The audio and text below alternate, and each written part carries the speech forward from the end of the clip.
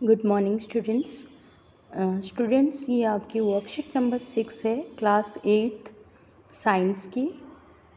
आज की डेट जो है वो 5/8/2021 5 अगस्त की है। बच्चों, आप वर्कशीट नंबर 5 में माइक्रो ऑर्गेनिजम्स के बारे में जाने थे। प्रीवियस वीडियो में भी what are microorganisms and what are the types of microorganisms, कितने प्रकार के सूक्ष्मजीव होते हैं, उसके बारे में भी आपने जाना था। आज हम ये जानेंगे कि माइक्रो ऑर्गेनिजम्स कहाँ रहते हैं। Where do microorganisms live? As we already know that microorganisms may be single-celled like bacteria, some algae and protozoa, and may be multicellular such as algae and fungi. शैवाल, कवक, ये सारे bacteria, जीवाणु,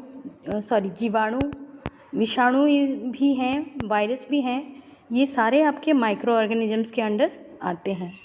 तो micro organisms व सूक्ष्म जीव आपकी एक कोशीय भी हो सकते हैं, आपके बहुकोशीय भी हो सकते हैं।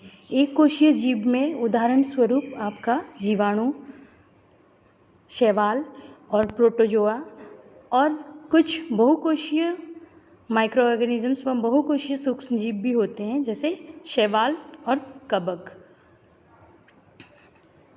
सो माइक्रो ऑर्गेनिजम्स व सूक्ष्मजीव रहते कहाँ हैं? Where do microorganisms live? First one, they can survive under all types of environment ranging from ice cold climate to hot springs and desert to marshy lands। इसका मतलब है बच्चों कि जो माइक्रो ऑर्गेनिजम्स व सूक्ष्म जीव होते हैं वो हर तरह की स्थिति में सर्वाइव कर पाते हैं, व जी पाते हैं। जैसे अगर कोई बहुत ज़्यादा कोल्ड क्लाइमेट या हॉट स्प्रिंग या बहुत गर्म या बहुत ठंडी चीज़ या किसी भी चीज़ में, एनवायरनमेंट में, वो पर्यावरण में, वो हर कहीं जगह किसी भी जगह भी रह पाते हैं, उनको कोई प्रॉब्लम नहीं होती। जैसे अगर हमें कोई लेके हिमालय में छोड़ देगा तो हमें तो प्रॉब्लम होगी ही होगी, सांस की दिक्कत होगी, या बहुत जल्दी हमें कोल्ड पकड़ लेगा, तो हम रेजिस्ट नहीं कर पाएंगे वहाँ पर। बट माइक्रो ऑर्गेनिजम्स व सूक्ष्मजीव ऐसे हैं that they can cope with each and every type of situations, whether it is a hot spring or a cold climate is there or any other marshy lands or deserts। जैसे हम deserted area में भी micro organisms रह पाएंगे। They are also found inside the bodies of animals including human beings. Microorganisms जो सूक्ष्म जीव होते हैं वो हमारे शरीर के अंदर या एनिमल्स के शरीर के अंदर भी उपस्थित रहते हैं। Some microorganisms grow on other organisms while other exist freely। कुछ माइक्रो ऑर्गेनिज्म व कुछ सूक्ष्म जीव ऐसे होते हैं जो कि अपनी जीवन के लिए या अपनी स्थिति के लिए वो दूसरे के शरीर के अंदर रहते हैं या दूसरे के ऊपर जीवित होकर अपनी जीवन अतिवाहित करते हैं, या they use to depend on others for their existence. और कुछ माइक्रो ऑर्गेनिजम्स ऐसे होते हैं, some micro organisms are like that they can exist freely, वो स्वतंत्र रूप से भी रह पाते हैं।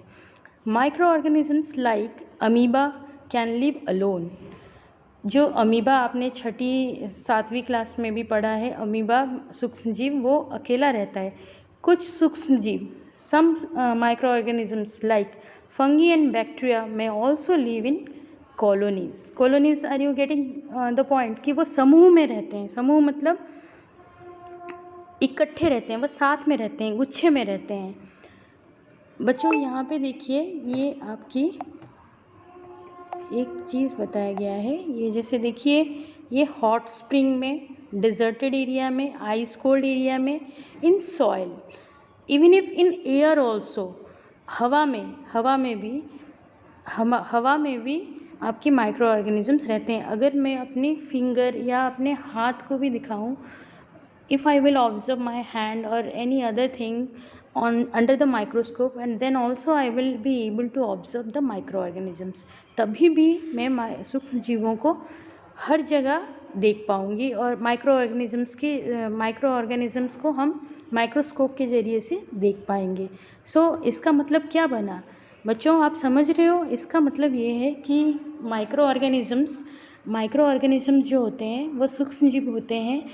वे सारे हर जगह पाए जाते हैं। ऐसा नहीं कि कोई एक पर्टिकुलर व कोई एक निर्दिष्ट रूप से हमें प्राप्त होते हैं। वो हर जगह प्रेजेंट हैं, हर जगह हमें मिलेंगे। ठीक है। Now it's about the importance of microorganisms. ये आपका अब इम्पोर्टेंस ऑफ माइक्रो ऑर्गेनिज़म्स है। इम्पोर्टेंस ऑफ माइक्रो ऑर्गेनिज़म्स में ये आप देखिए, microorganisms are used for various purposes. Various purpose are there that we need the help of micro organisms.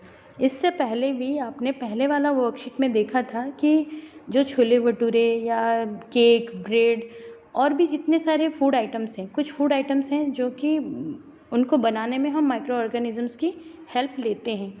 तो ये हमारे लिए एक यूज़फुल एस्पेक्ट हुआ। So microorganisms are used for various purposes. They are used in the preparation of curd, दही का बनना, bread, alcohol and cake. तो केक तो सारे बच्चे पसंद करते हो आप सारे, तो वो जो केक आप खाते हो that is also prepared from micro organisms.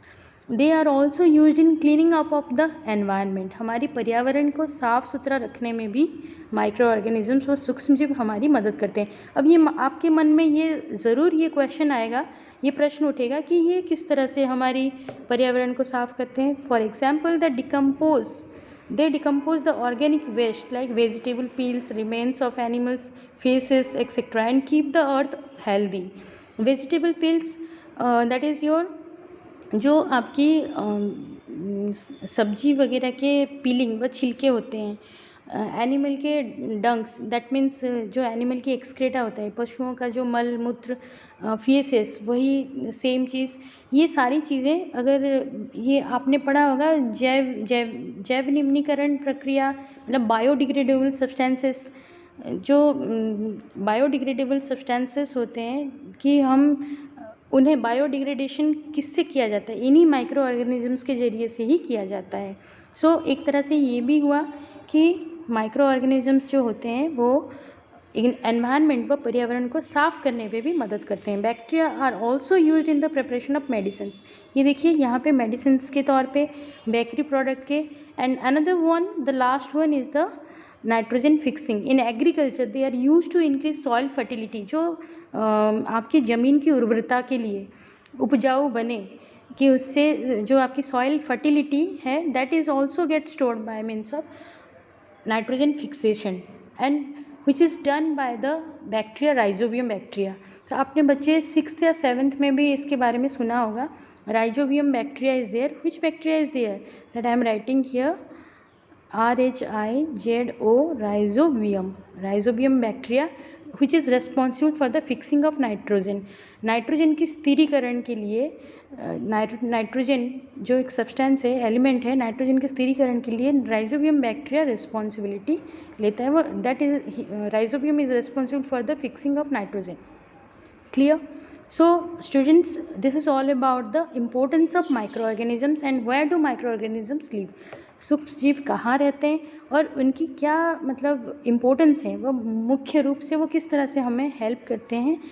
और आपके मन में ये भी प्रश्न उठेगा कि क्या सारे माइक्रो ऑर्गेनिजम्स हमारी हेल्प में ही होते हैं, क्या कोई भी माइक्रो ऑर्गेनिज्म, कोई भी सूक्ष्म जीव हमें नुकसान नहीं पहुंचाता है?